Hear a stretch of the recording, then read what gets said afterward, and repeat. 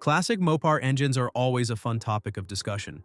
These things weren't built to be quiet, safe, or reasonable. They were built to melt tires and bully the competition.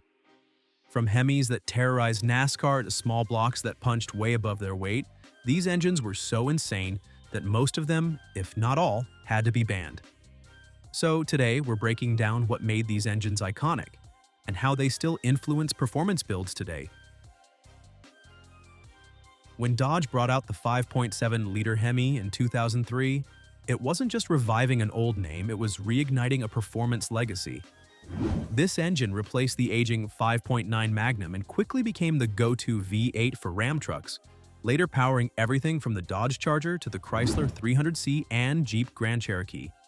The 5.7 pushed out around 345 horsepower and 375 pound-feet of torque in its early forms, with later upgrades like variable valve timing, VVT, and multi-displacement system, MDS, that shut down 4 cylinders during cruising to improve fuel economy. Internally, it had a cast-iron block, aluminum heads, and a coil-on plug ignition that helped with reliability. Unlike old-school Hemis, it used a flatter combustion chamber, but it still hit the magic 1 horsepower per cubic inch ratio, something that caught attention. The 5.7 earned a spot on Ward's 10 best engines multiple times and became a dependable workhorse for muscle cars and trucks. Straight out of the early 1960s, the 426 Max Wedge was Chrysler's secret weapon for drag racing dominance. Introduced in 1963, it was engineered specifically for superstock racing and left nothing on the table. With dual 4-barrel carburetors, long-runner cross-ram intake manifolds, and 11-to-1 compression, the Max Wedge could deliver between 415 and 425 horsepower right off the factory floor. In race trim, it went even higher, up to 443 horsepower in the lightweight 1963 and 64 Dodge 330 and Plymouth Belvedere. This engine was part of Chrysler's RB raised block, big block family, and came with high-flow heads, heavy-duty forged internals, and a no-nonsense attitude.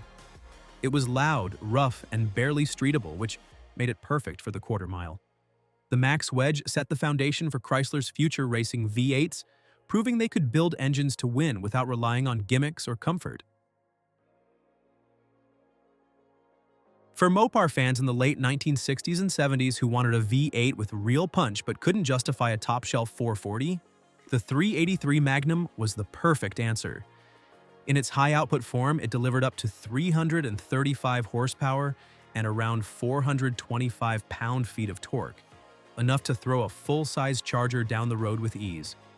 It used a single 4-barrel carburetor, cast-iron heads, and a cam profile that offered great low-end power.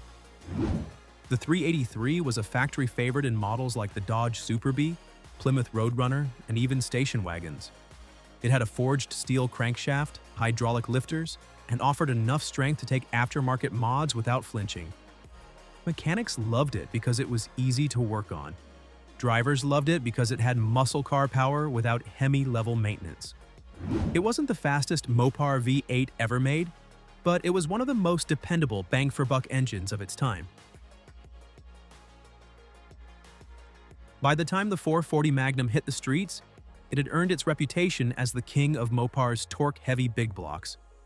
Introduced in 1966 and positioned above the 383, this engine was everything a muscle car fanatic could ask for. With 375 horsepower and a monstrous 480 pound-feet of torque, the 440 could haul a heavy Charger RT or Plymouth GTX like it weighed nothing. It used a high-lift cam, forged steel crankshaft, and large-bore cast-iron heads that fed air and fuel with brute force.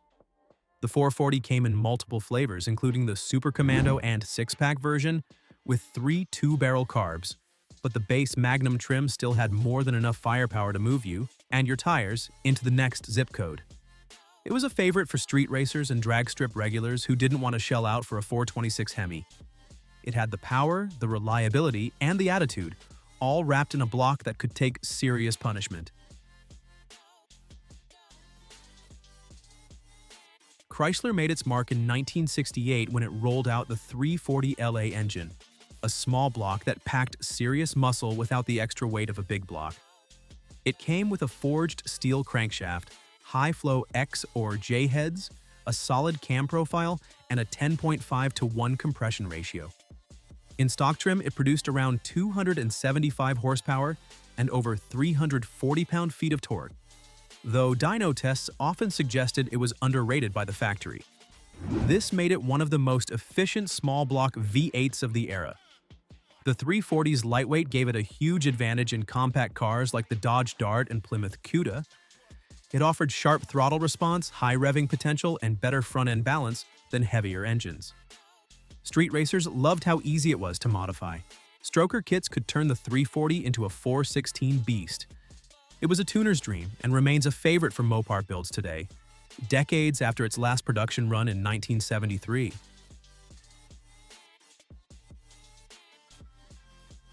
Back in 1951, Chrysler changed American engine design forever with the launch of the 331 Firepower, the company's first production Hemi V8. It featured true hemispherical combustion chambers, a design that improved airflow and combustion efficiency. This allowed engineers to run higher compression ratios and extract more power with less detonation. The 331 cubic inch engine made around 180 horsepower, a big number at the time, and it ran smoother and cooler than many of its rivals. Internally, the engine had a forged crankshaft, hydraulic lifters, and a unique cylinder head design that made spark plug placement and valve angles more performance-focused. It was overbuilt and ahead of its time, appearing in luxury Chrysler models, fire trucks, and even Indy cars. This engine gave Chrysler the blueprint for decades of dominance. Modern muscle cars got a serious boost when Chrysler dropped the 392 Hemi into its lineup. This wasn't a bored-out 5.7 or a detuned Hellcat. It was its own beast, first introduced as a crate engine in 2007 and then offered in factory cars by 2011.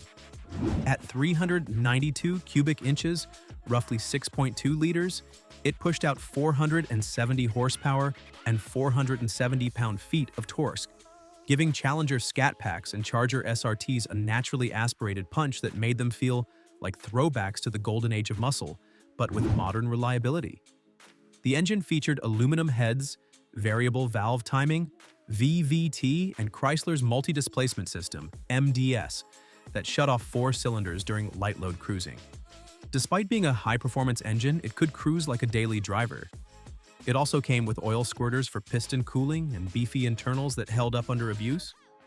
Builders love it because it responds well to cams, intakes, and even superchargers. Whether on the street or the strip, the 392 brought serious heat without needing forced induction.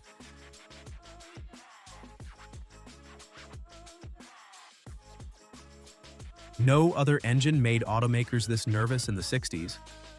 Chrysler brought back the Hemi design in 1964, this time for NASCAR, and the 426 quickly started crushing the competition. Built with a stress-relieved iron block, massive hemispherical combustion chambers, and huge valves, this thing was engineered for domination. Racers loved it. However, NASCAR banned it until Chrysler offered a production version, so in 1966, the street Hemi was born.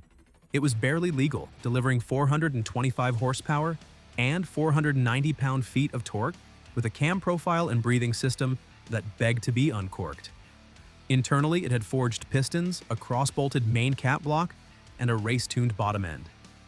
It came with dual 4-barrel carbs, aggressive porting, and a reputation for overpowering street tires. Mopar fans nicknamed it the Elephant because of its sheer size and torque curve. It was wide, heavy, and loud. But it wasn't just brute force, it won in NASCAR and NHRA and became the ultimate prize in muscle car collecting. Chargers, Cudas, and Super Bs that had it instantly became legends.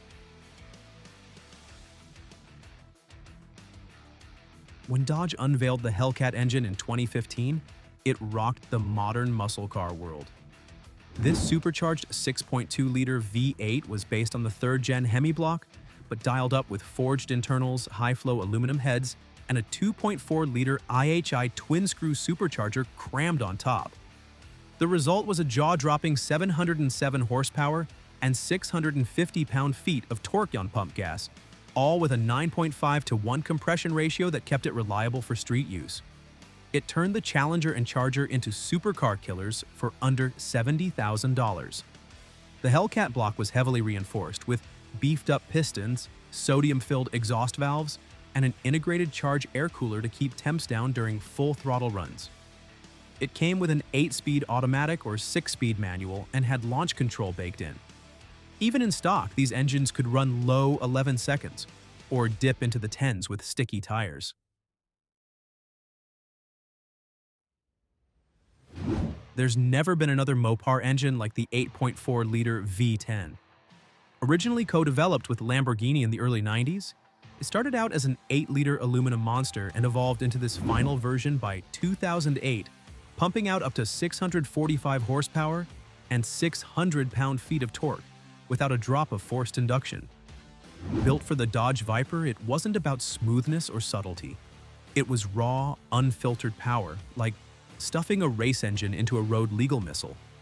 By the time the 5th-gen Viper ended in 2017, this engine had become a symbol of American overkill. Its layout was unconventional, 10 cylinders, naturally aspirated, with huge bore and long stroke dimensions, plus an insane 11.5:1 compression ratio. It featured forged aluminum pistons, a cast aluminum block, and CNC machined combustion chambers. Everything was overbuilt to handle track duty, and it had no real competitor. No other Mopar engine demanded so much respect on the road and punished drivers who didn't recognize its power. There you have it, the 10 greatest Mopar engines ever built. Got a favorite? And which other engine do you think should be on this list? Drop it in the comments and make sure to stick around for our next video, where we reveal the shocking truth behind Chevrolet's infamous 396 engine.